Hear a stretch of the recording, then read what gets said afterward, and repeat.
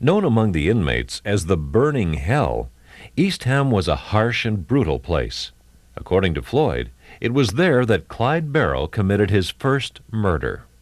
There was a stool pigeon, and this group that he was associated with, well, they all drawed straws to see who would kill him. And they all gang around him and do certain things. And of course, when they all scatter there, the guy is on the floor dead. Well, nobody knows. The officials couldn't prove it, who done it. They just know that there's a bunch there, and they seen they bunched up. Then when they all scattered, well, there the man was on the floor. Well, they couldn't say who done it. But I think Clyde Barrow killed his first man there, according to what I hear. That is, it's rumored down in the state prison where I was, and it's on the same farm where I was. At 5 feet 6 inches and 125 pounds, Clyde may have been able to wield a knife, but he wasn't tough enough to work in the fields of the prison farm.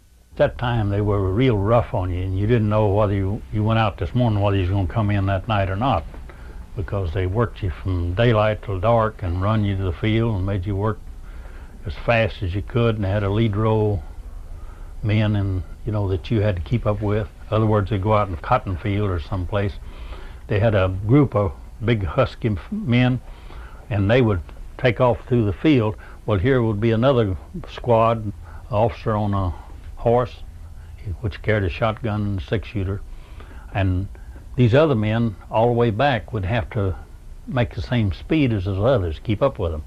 And some of them little weaklings or guys wasn't very good shape had a pretty hard time keeping up.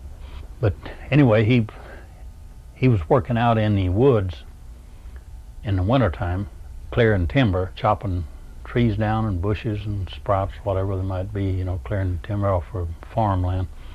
And he put his foot up on a stump, and another inmate cut part of his toes off. He did this to get out of work, where you get in the hospital to get some rest. When you go to the hospital, it was inside the walls in Huntsville, and they take you over there. Well, you get out all that hard work. Meanwhile, in January 1932, Raymond also got into trouble with the law. One day a boy come along with I think he had a Buick automobile he had stole, and he had some truck tires that he had stole, and he wanted to ask Raymond if he could sell them for him. He told him, well, I think I know a man to buy them. And they went over and seen the man, took him out and showed the tires to him.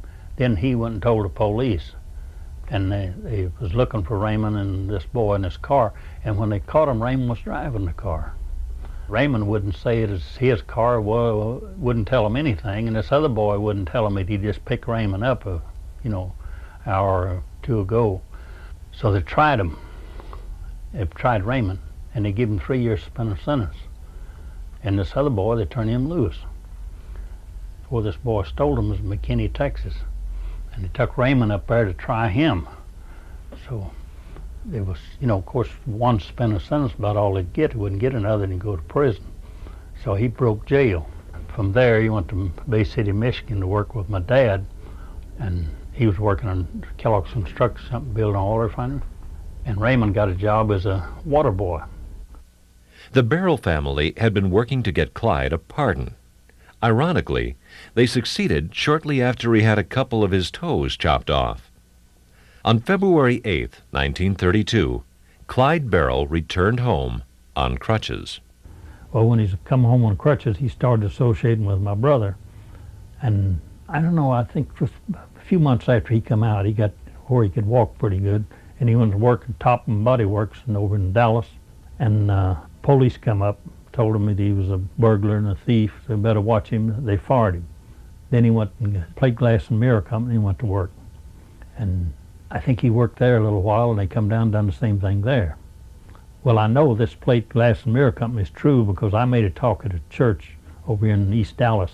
And after I finished, an elderly man came up and told me, he said, well, part of that I know is true because that I was the foreman of the plate glass and mirror company, and my boss forced me to fire him, and he said he was a good hand.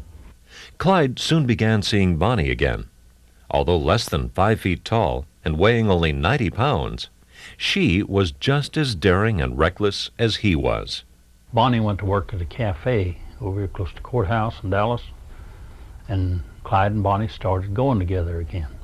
The first trouble I think they had, they went to Kaufman, Texas, and I don't think they'd done anything, but anyway, the police got after them, and they run them out on a dirt country road, muddy road, and they got stuck. Well, the police come out, and Clyde and I think there was 2 other men and Bonnie with him. And Clyde and one of these other men got away, and I think Ralph Fulch was one of the boys that got caught, and Bonnie. And they took him over and put him in the Kaufman jail. And Bonnie was in there for a month or 2 before they turned her loose. They was trying to make her tell who the other people were, and she wouldn't do it. Bonnie was arrested on March 22, 1932, allegedly after an attempted burglary went awry. Clyde returned to Dallas, where 3 days later he and Raymond Hamilton robbed the Sims oil refinery. A month later, a former co-worker at the Top and Body Works allegedly persuaded Clyde to rob his father's grocery store. Well, of course, when Clyde got fired from these 2 different places, he was disgusted and needed money, and he thought he'd go down there and just pull the job that this boy had set up.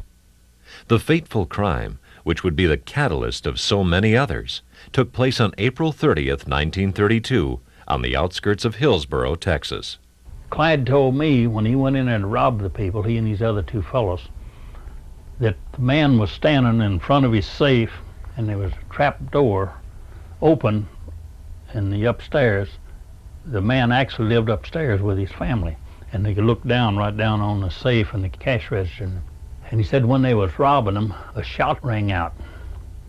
And when the shooting started, they run, and they shot back. And he told me he didn't think he shot the man. He thinks somebody else did. The official version of events is that Clyde Barrow and Raymond Hamilton shot J.N. Booker in cold blood.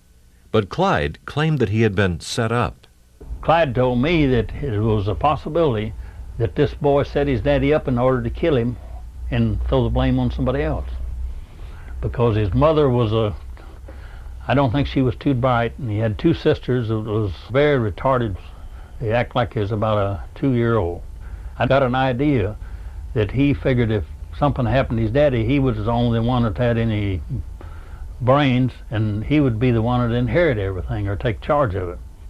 See, Clyde, doing all his career in the places where he had robbed people, he always admitted he did the killing, or if it was a killing that happened, or anything like that, he would tell details. And later on, when I was being tried over here on Harbor and all of us, well, most of those police were brought in and testified to the time it took place, and they told a story.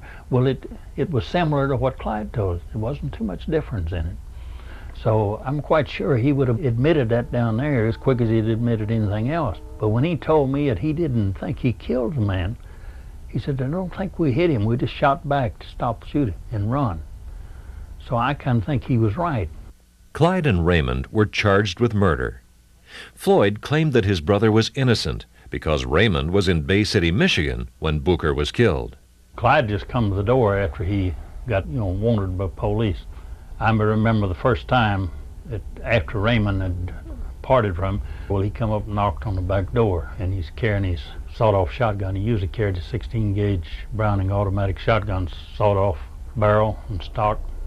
And he come here and asked me about Raymond. That's when I first heard about him being wanted by the police, and that is for murder. And Raymond wanted to be in for murder. Raymond had been associating with Clyde.